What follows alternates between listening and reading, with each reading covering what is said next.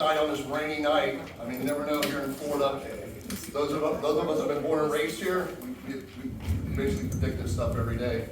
But thank you for being here tonight and coming into this town hall. This is my first town hall. A couple weeks ago, we did coffee with the commissioner at Krager's, which we're going to do every other month. At Krager's, it'll go from 8 to 10, and we'll get those dates out when everybody can attend. It was very well attended. We had about 45, 50 people there. Of course, it's during breakfast time. So everybody can look. I think more people are interested in eating breakfast than talking to me. So it was a very nice gathering, and I'll invite everybody to attend that also. And it's a great time. It's very casual and a very opportunistic time to talk about things that are going on also in the county, but also in District 4. My name is Mike Rahn. I am the District 4 County Commissioner for this whole area. District 4 is one of the biggest districts. It extends from basically from the airport, all the way to Cortez, all the way out to the bay, all the way up to 75, and about in 53rd or 70 is about the stopping point. So we have the airport in this district, we have New College, we have USF in this district, as well as this district is very urbanized and very industrial. We know that, especially by the airport and everything that's going on over there. So we have a lot of economic opportunity in this district, which helps us in the Manatee County with helping us when we bring economic development in, helps about lowering taxes and all those type of great things, and helps us with our services and everything like that. So, but basically, I'm sure everybody's been following along what's been going on with the county commission. It's been a little interesting. I think it should be a reality TV show on True TV or something. I think it's called The Commission, and I think it'd be great to watch. It's entertaining sometimes, but I can tell you that we're all working really hard to do what's best for the folks here in Manatee County. We have 430,000 bosses. 430,000 bosses. And I can guarantee you, not all of them agree. And we hear from almost all of them. So sometimes it's a little difficult to reach out back to everybody, but I will tell you, myself and my aide, we try to reach back to everybody that emails us or calls us as fast and quickly as we can. But this evening, what I wanted to do is I have some topics that I really wanted to try to just hit on briefly, what we're trying to do here in Manatee County, especially in District 4. As we know, US 41 coming into Manatee County, the gateway is somewhat not great. It looks bad. And that is to where the tourists that come to visit us make that turn, and they're turning into, I mean, it's something I've lived all my life. It's kind of embarrassing. So what we're trying to do is there's a couple things we're doing on 41. One, we'll have a new Welcome to Manatee County sign up.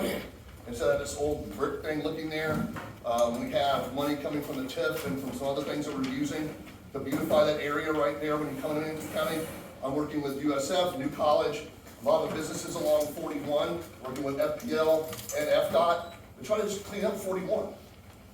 Beautify it, put plans in where we can on the right-of-ways, those type of things. I'm sure everyone's aware that also at USF there will be a new, everybody's favorite roundabout. There'll be a major roundabout go in right in front of USF. It's something that we don't control. The county has no control over FDOT. FDOT, as you can see with the medians down 41, all in my district, they didn't even call and say, hey, we're putting medians in. They just did it. And that's their privy because it's a state and federal road. In front of the emergency room. Yes, in front of the emergency room. That was the craziest thing ever. And we complained about it, and they're like, this is what we have to do. So, so 41, we're working very hard on cleaning up 41. We're working very hard, as you can see, removing some of the bad element there. Some of the young ladies that make a living, we're walking up and down 41. We've increased the sheriff's patrols. We've increased his undercover units out there. So they're on there, they're up and down 41 all the time, trying just to get the bad elements off of 41 and get them where they need to be, most likely in jail. So we're working on 41. We have a new program in Manatee County. It's called Adopt a Spot. If your neighborhood has a spot that they would like to have beautified or beautification put in or bushes or something of that nature, we have Adopt a Spot now. Our first one was in Whitfield at their little Whitfield area there where the kind of triangle is on Whitfield. It looks great. We're doing other spots in Whitfield. They've been kind of our test, our beta test there, and it's working great. We also, you can see the medians up and down El Conquistador. We're cleaning up all the medians in different neighborhoods, just to help the neighborhoods look better than they are today. All through, been working on areas in Bayshore Gardens and some other areas like that. So if you have a neighborhood, if you live in a neighborhood and you want it, have a adopt a spot done, you have an area which you would like the county to come in and help the citizens clean up, beautify, put plants in, put irrigation in, that type of stuff. The adopt a spot is a great program for that, and it's working great. Let's see. We talked about the quarterly, talking to the commissioner. Please come out. We're going to do it every month. It says quarterly, but I decided to do it every other month. People just want to have that opportunity to come out and have coffee and breakfast and hang out and have a good time. If you live in on Whitfield Avenue, we all travel Whitfield a lot. There's a current traffic abatement study going on in Whitfield right now because Whitfield is a major thoroughfare road in District 4. Whitfield extends, we know, all the way from University Parkway all the way out, and it comes all the way. So we're doing a traffic abatement study right now on how we can slow down the traffic in that residential area. So people, we have people driving over people's yards, crashing into cars, taking out mailboxes, just because of the speed limit there. So we're working on that in District 4. Governor DeSantis Park, we have that opening up. We're gonna do a soft opening next month. It's a beautiful park. Everybody loves pickleball. We have pickleball there if you're a pickleball fanatic. We have where that is? Ma'am? Where is it? I'm sorry, it's on Prospect and Calabasas. Prospect and Calabasas. It's gonna open, sorry, ma'am, I should have said that. It's gonna open up, I think 9/11, somewhere around there. We're doing a soft opening. And for the public to come out and see it and visit. It has a dog park, pickleball, walking trails, bathrooms, covered area, playgrounds for kids. The playground is also for kids. It's a disability one where the kids can have disabilities, can get onto the swing and bring their wheelchairs onto the all that, everything for that. So that's gonna be great for the whole area. That's our first park that we've done in District 4 in a long time. There's parks in Whitfield that the public can use. MacArthur Park, Whitfield Park, and things like that, but those are more dry parks. They call them passive parks. This will be a very active park with walking trails and everything like that. Pride Park, which is right over not far from here, has a new playground, has a new water pad, as they call it. The kids can get out there and run around and, yes ma'am. Was it operable this last year, or are you saying in the future? It's operable right now. Okay, so this summer was it operable? Yes ma'am, I believe it was. Okay, because last year it wasn't. Yeah, I did. It didn't operate last year. I don't know why, but it's operating now. Okay, so before they had a policeman or a security guard there, and then they had a little guy that was watching them. Yeah, we have code enforcement in there, and we have MSOs in there.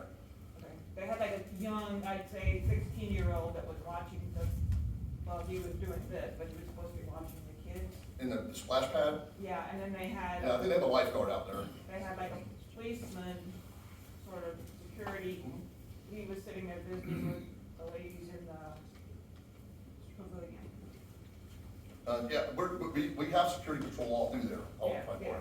And Well, it has a use walking it. park and everything like that, and it's a great park to be I've used. used it several times. My only thing is I didn't like not being able to see my car. Okay.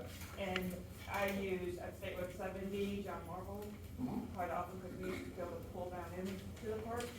Yes ma'am? We used to be able to pull inside.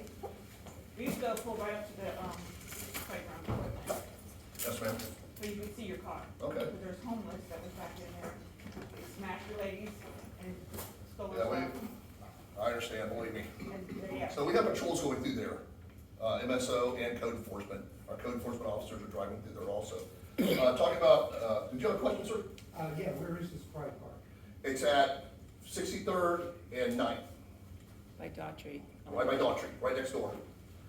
Real quick, I have a question. yes ma'am.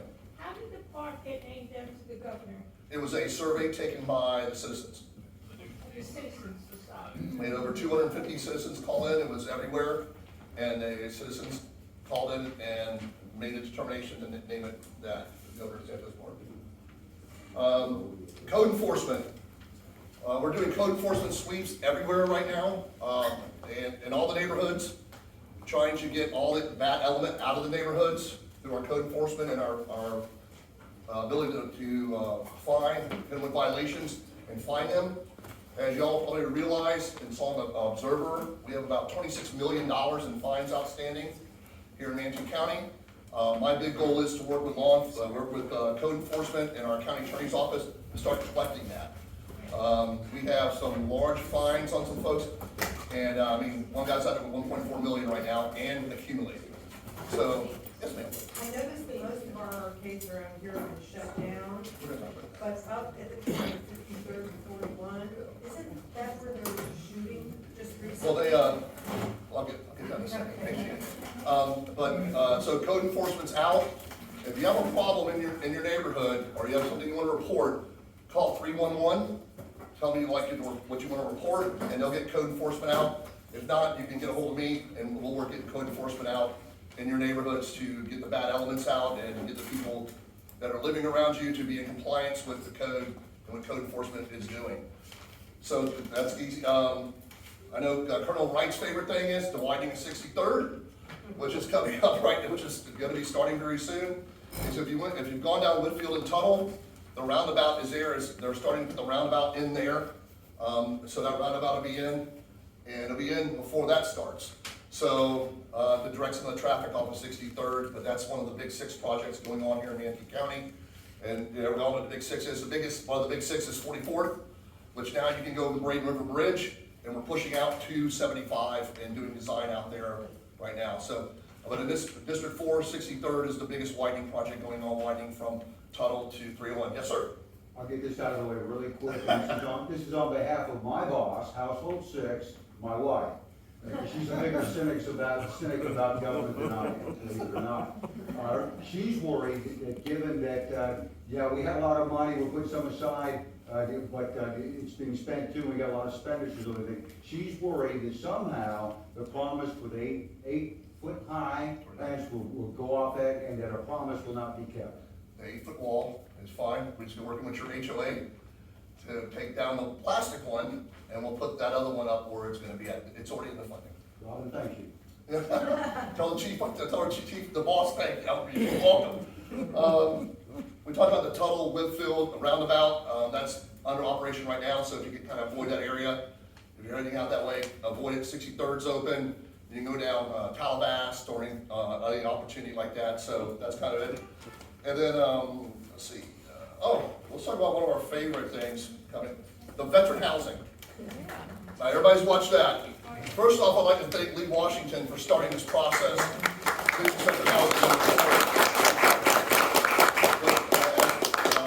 Lee was our head of Veterans Affairs and he just became our outgoing county administrator.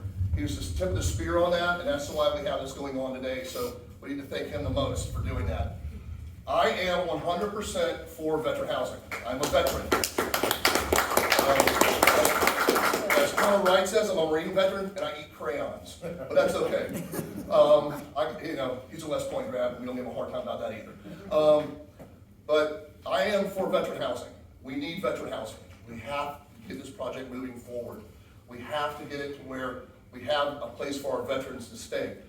God forbid if something happened to me and I was potentially homeless, where would I go? There's nowhere in Manatee County to go. There's been a lot of concern about the different things with Tunnel for Towers, with U.S. vets. We have representatives here tonight if you'd like to talk to them about it. But I'm for the project. I think some things that scared some people were the total number of units that could be in there, which was over 500 units. Tunnel for Towers never wanted that, but that was only what was allowed under the code. Tunnel for Towers really just wanted about 135, 120, and we gave them 150 if they needed. So I think that was some of the concern. So the other concern is in Manatee County, given time, we only have, Lee could probably help me with this number, probably around 80 homeless veterans at any time. So the conversation was, and those that watched it and listened to it, is what happens to those other units that are available? Are we just gonna have people come from other states or homeless or whatever? I have no problem. If a homeless veteran's in Sarasota needs a place to stay, and we have a unit, put him in there. I have no problem with that. The Colonel will tell you, and all the rest of the veterans in here, thank you for your service. Lee Washington's a Marine too, thank him. But the veterans deserve what we can do for them. People served, they served this country, they raised their right hand and went into combat, or went out to defend this country, and I believe they deserve to have dignity, they need a place to live if they're homeless. If they need help, medical, dental, psychological, they need to come off, and we need to get them into a program. We're gonna have the opportunity to do that in Manatee County. And I think that the area where it's at, it's in this district, and I think it was fine to put it there at utilities. Some folks, there was I got a lot of calls back and forth about it, but we need to provide that type of housing. And that to me was one of the best places to put it. And, there's been talk about building something out on Buckeye now, where we have a lot of property up there, and it's county-owned property. But I want it more centralized, more urbanized to services and things like that, where you can get on, they can get on a transit and go to see their doctor if they need to, or whatever they need to do. You're kind of assuming that everybody knows what you're talking about. Is this something that's already built and No, veterans ma'am. are living in it? No, ma'am. I mean, it's been all over the news. What happened was that Tunnel for Towers approached, Mr. Washington some time ago, and they came up Okay, with what a about plan. the veterans who are homeless now? Ma'am, What about the veterans who are homeless now? we just try to get them in the shelters now. There is no specific place to put a And when veteran. is this structure going to be ready to be occupied? Well, right now, we're working on the contract with Tunnel for Towers and US Vets. There's nothing there now. We would have to go, it's on the old utilities property. About 2 years? Probably 18 months, 2 years to build it. Right now, right, Mark? About 18 months, 2 years to build it. 150, up to 150 units in all facilities. Up to that point? So we won't be able to vote. You can't do anything for them now? We are doing stuff for them now. We try to put them in any place that we can put them at. We're trying, if they go to, if they're single men, we can put them at Salvation Army. There's other opportunities to put people. We're trying right now, we just took over the DS3 substation. We're turning that into, homeless housing for families and single women. That should free up Salvation Army and some of the other people. They have some of these veterans, they have some of these homeless men, and which are some are veterans. But like I said, there's only probably 80 veterans out there, and that's too many that are homeless. But we try to get them into facilities wherever we can fit them right now.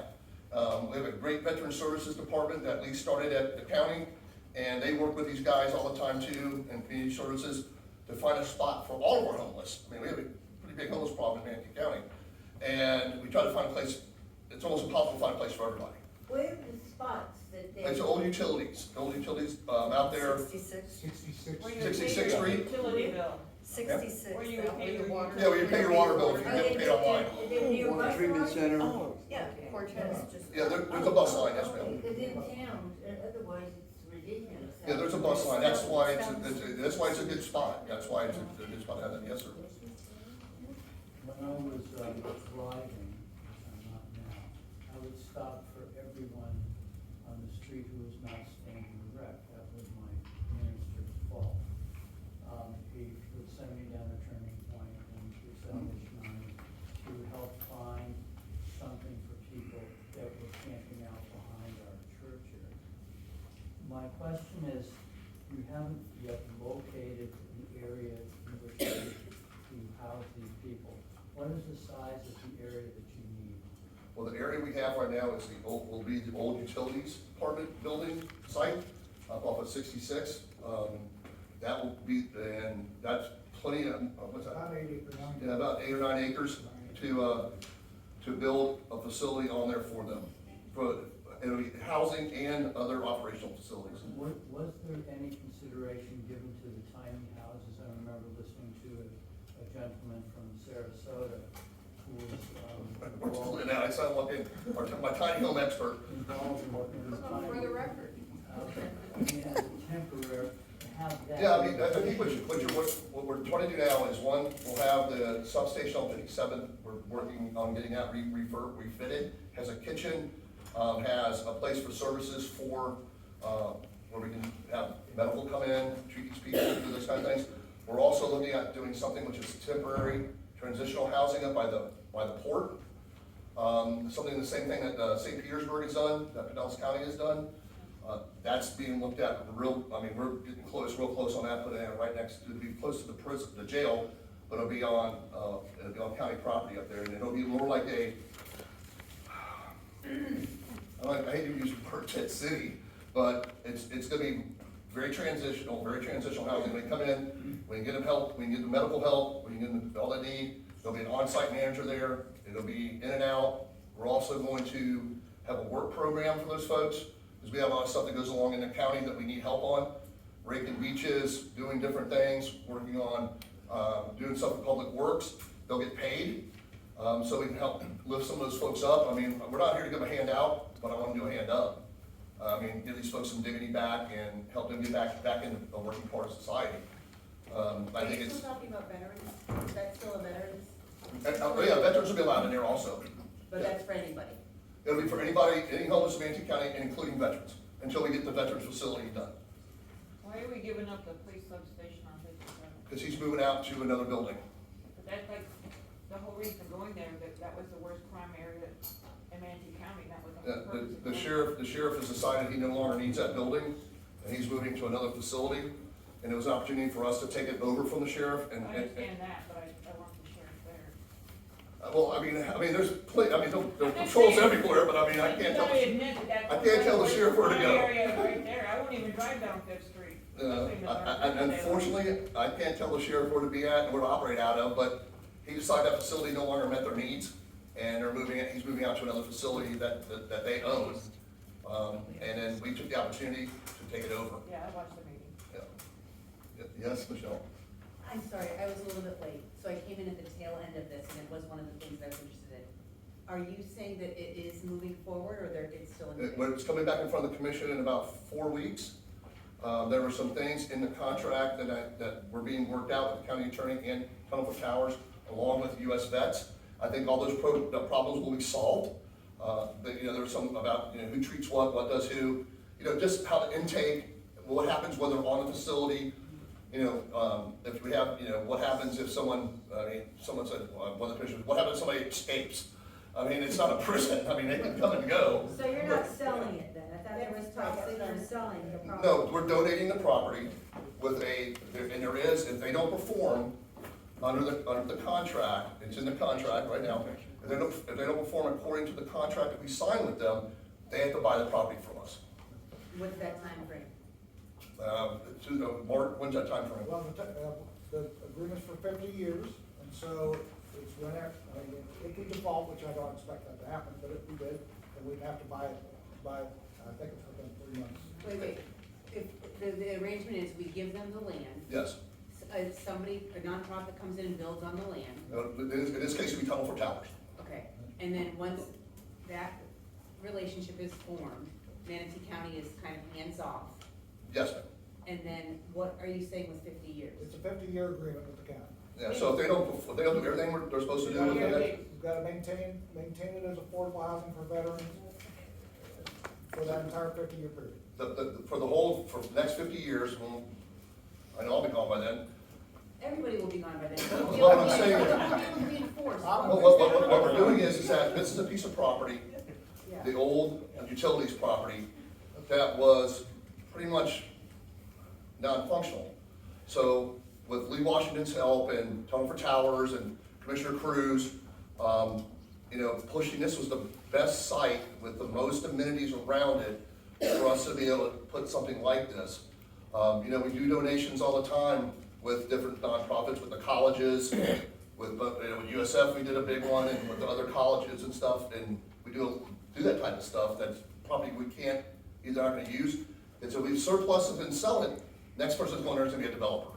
I mean, that's who would go in there. I'm not concerned, my concern is, why are we doing the 50-year thing? What is the advantage of that instead of just being done?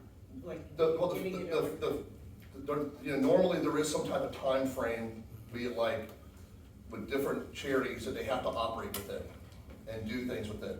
Some are shorter than that. Some have what we call tractor, where we can retract properties back if they don't do certain things within a certain time frame.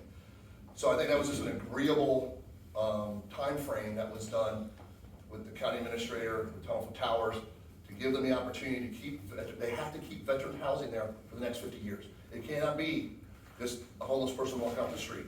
So that was the big caveat to that, is that it has to be veteran housing for the next 50 years, and veteran services for the next 50 years.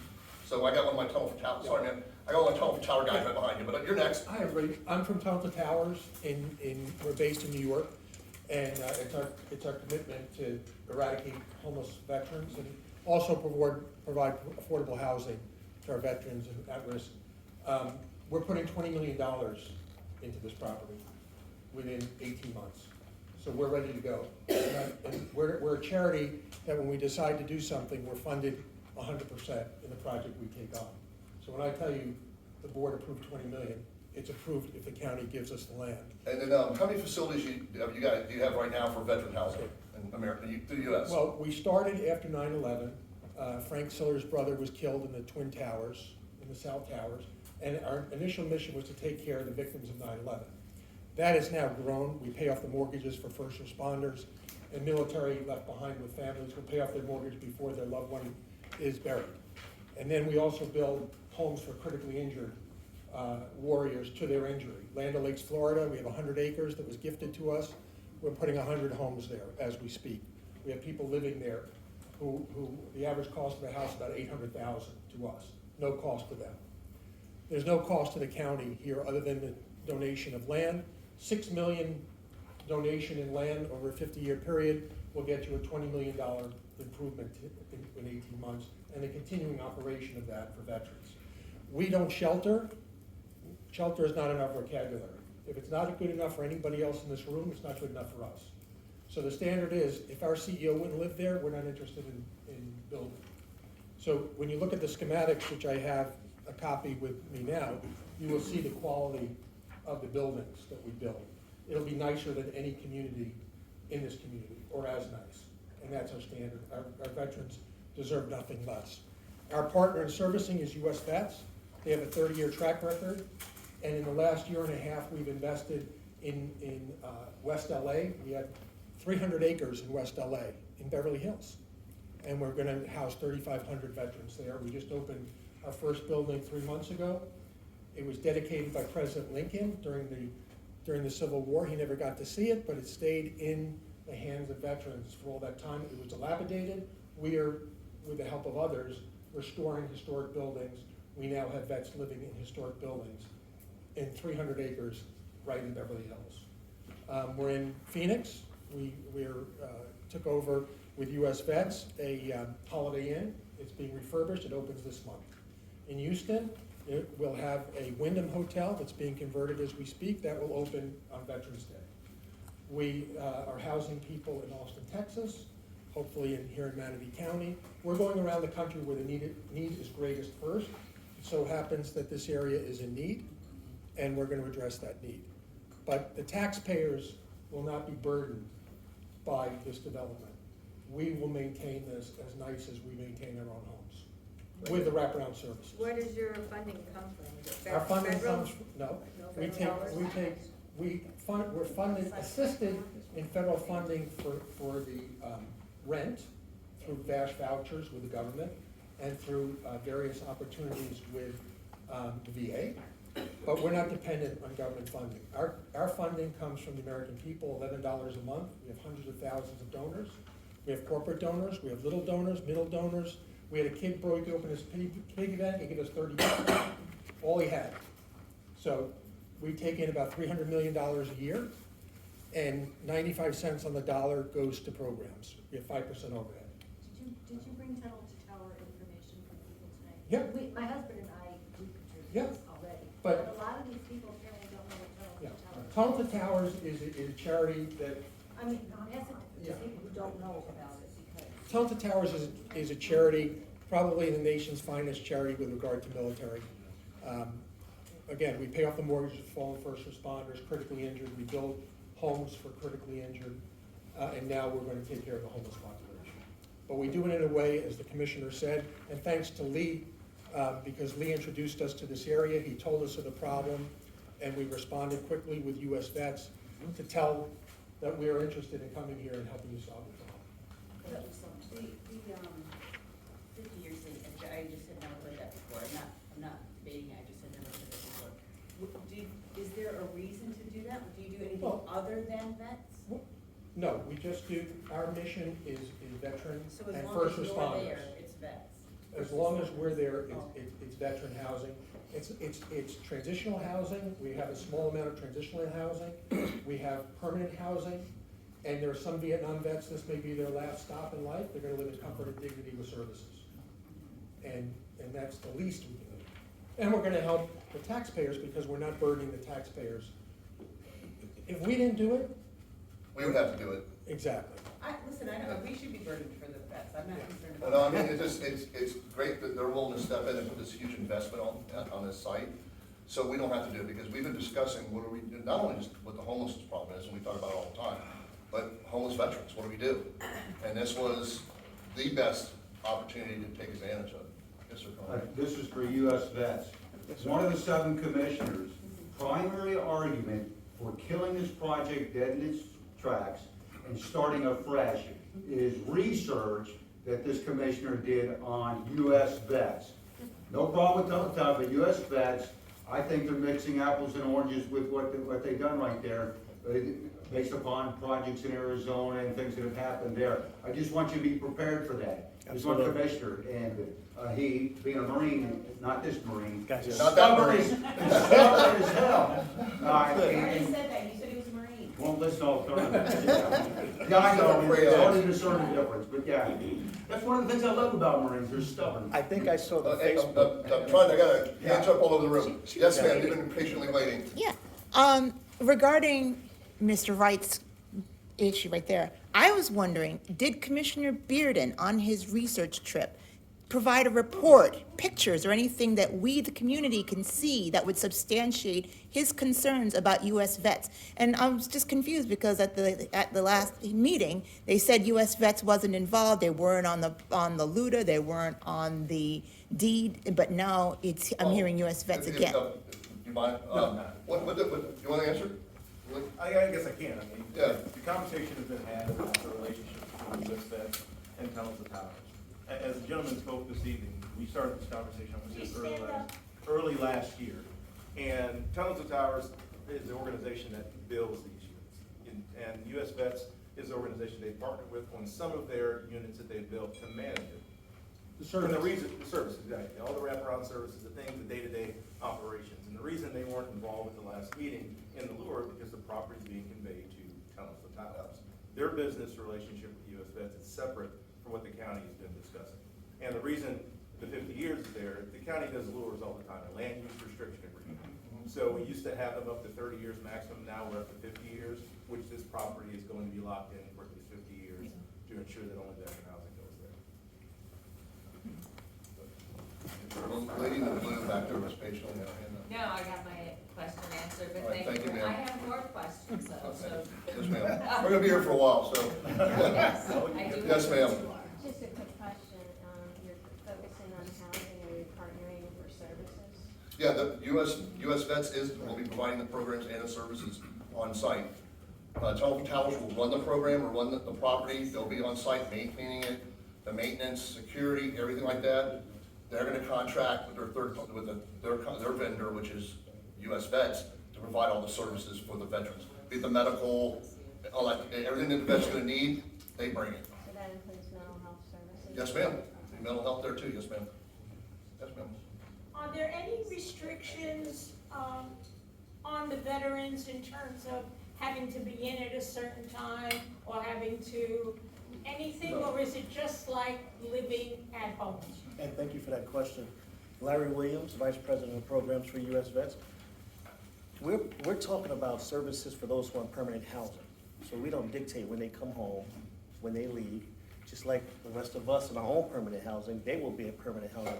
I read a Facebook post that said we were in partnership for a shelter. That is not the case. We are not building a shelter. We are not providing services for a shelter. We are providing wraparound services that would be located at the project, right, to support the permanent housing initiative of T2T.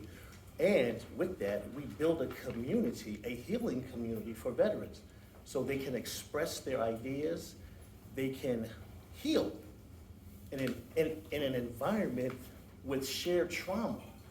These guys want to come home, they've served us, now it's our time to serve them. And this isn't a T2T issue. This isn't a US Vets issue. This is actually a community issue. And if the community, if we don't come together as a community, then where's the resolution? And I think someone said it earlier, if not now, then when? And if not us, then who? And as far as US Vets is concerned, you know, US Vets brings 30 years of service provisions to the table. What does that mean? We've been in operation since 1993. We are actually providing services to the nation's largest housing project in West LA. This is where we're gonna be 2,500? 3,500. Excuse me. 5 years. And I underestimated, 3,500 permanent housing units. If the government, and I don't mean to be facetious, but I just want to bring it down to brass tacks, if the government trusts us with 3,500 permanent housing units as a social service provider, US Vets, I'm certain that Manatee County can trust US Vets to provide the same top-notch services to the veterans here in this community. Yes, ma'am. So, all right, to expand on this, which sounds absolutely wonderful for our veterans. My dad was a Korean vet, and I love that. If we look at our current homeless population in Manatee County, and you had mentioned like, yeah, we're working on the thing out of the port, there are no services there. There will be. No, it is removed. It is not anything familiar, and it's equally more traumatizing. So if you look at our statistics with the homeless, there are very, I mean, I think it was 3 to 7% were addicts. And the rest were homeless due to not making enough money. They were homeless due to trauma. They were homeless due to family dysfunction. So my question there is, can we turn this model on its head to help the people? They were all someone's daughter, they were all someone's son, and help them find their way. Because it seems like this model definitely allows for that to happen. And we know from research, the #1 cure for homelessness is secure housing. And you don't have to, I mean, the whole NIMBY prospect is outrageous. And so when you mentioned the port, I'm like, that's so isolating. And how are they gonna feel a member of the community that they're trying to regain a footing in? Well, but we have different areas here in District 4 that the churches are involved, that want to build some tiny homes or something of that nature to help the homeless and things like that. And The there's problem has been, the government gets in the way with planning and zoning and all other kind of craziness, that you can't do this, you can't do that. If a church owns the property, they would want to build a tiny home village that would help them with the homeless process. I really don't have a problem with that. But then you said a big word, you said NIMBY. I mean, I have neighborhoods right now that we're trying to put workforce housing in, that come out in droves in their red t-shirts and stuff like that, and fight us So on how are property. you willing to deal with that? Because We that's have wrong. to Have conversations. well, we have, you should have neighborhood meetings and things like that, but the issue is even with affordable housing and workforce housing, it's the cost of land and the things we can do. Glenn and I have these conversations almost daily about what we can do for the affordable workforce housing here in Manatee County. But as the homeless population grows, and it does, and I agree with you, a lot of it's economic homeless, mental illness, addiction, trauma, whatever it is. And then some of them just wanna be homeless. I mean, I go, It's trauma induced. okay, well, I just 2 weeks ago, we tried to get a gentleman in a facility and get him to go. Exactly. So, I mean, he said he'd rather just be out here on the streets, I you know, I so. understand that. So, I think Manatee County, I think we are somewhat behind the 8 ball, and we're trying to work very hard to get in front of that. I think you see that we're consistently, one of our top issues is the homelessness issue in Manatee County, and how do we address that? It's not the only top issue. Well, I mean, it's one of them, I mean, it's one of our top 5, and, Commissioner Ballard's going to, I think Baltimore, Maryland, they have a facility up there that's unbelievable, it's unbelievable, and she's going up there to get the research and bring it back, and they want to partner with something down here in Manatee County to help the homeless. So we're reaching out to everybody we can to help the homeless across the board here in Manatee County. I mean, we came here for, a lot of people came here for a reason, so the homeless. I mean, it's beautiful, it's, you know, and A lot of people that are homeless lost their houses. yeah. I mean, we have that kind of homeless. We have people who are working every day and they're living in their cars, their kids are going to school, Exactly. but they're living in their cars, and on the weekend they're checking into a hotel and taking showers and stuff, and then the same process starts over again. You know, I mean, we're doing all, I mean, I'm trying to do everything I can within what we can do. I mean, I think you see Commissioner Ballard and myself consistently addressing what we can do for homelessness in Manatee County. Yes, ma'am. Well, I think that the biggest thing is that they're advertising this as a homeless shelter. It will not be a homeless shelter. Is there something that can be written in the contract? Because Tunnels to Towers has a very good reputation. And if you could put something in the contract that says this is with Tunnels to Towers, only for veterans. It's in there. That's at 50 years. But, It's in there. Yep. right, then it needs to be out there and Well, let then, sir, I'll be people right know. Yeah, that's why we have the 50 years. And Laura, that says that this has to be veterans housing for 50 And years. this is in District 4. Yes. Why is the District 3 county commissioner in town hall and talking to his neighbors, but it's not in their district? I think that the District 3 Commissioner and the Chairman of the Board feels that this abuts his district and that dumps out onto some businesses. I'm the District Commissioner, I'm 100% for this. The Chair knows that, and the District 3 Commissioner knows I'm 100% for this. So I maybe he just wants some citizen input. I don't think we're gonna get any pushback from, I've talked to a lot of people in District 4, and they don't have a big problem with it. I mean, it's out there. Well, the rumor is out there that a certain developer doesn't want this to be put out.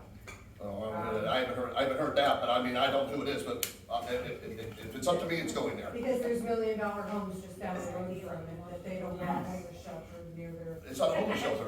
I know it's not. but It's a that's what veterans, they're it's saying. veterans housing. Yeah, well, can you wait one second, let me, he's not come out of his chair.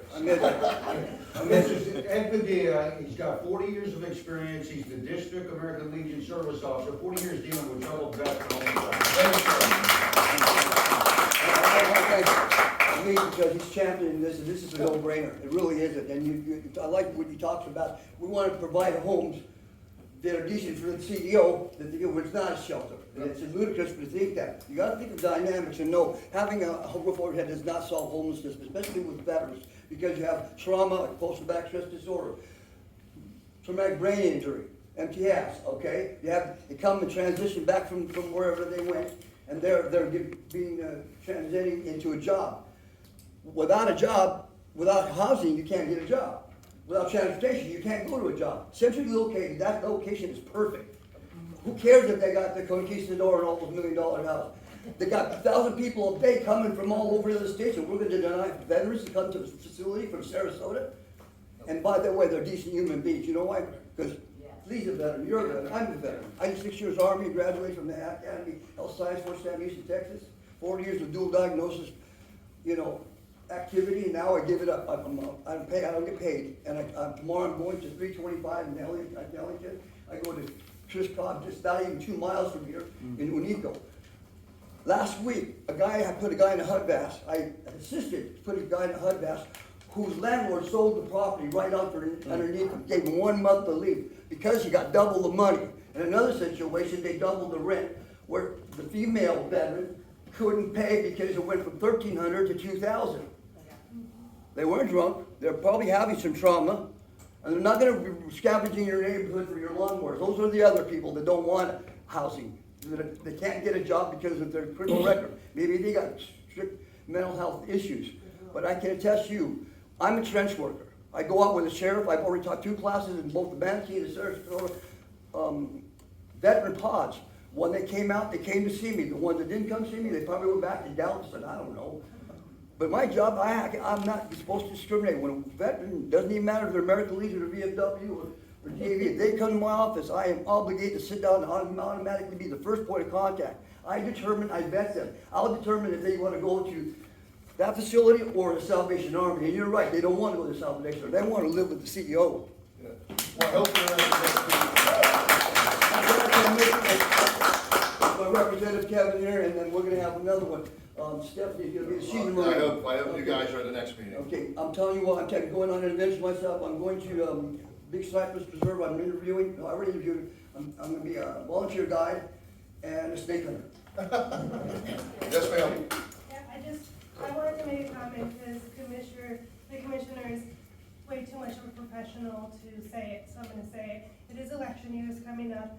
District 3 is up for election, so commissioner who's going up for election does not want any of his NIMBY donors to not donate for him because of this. And it's not his job, it's the community's job to show up at that meeting and to say, we need this. And tell them that they're not gonna overtake it, we need to go there.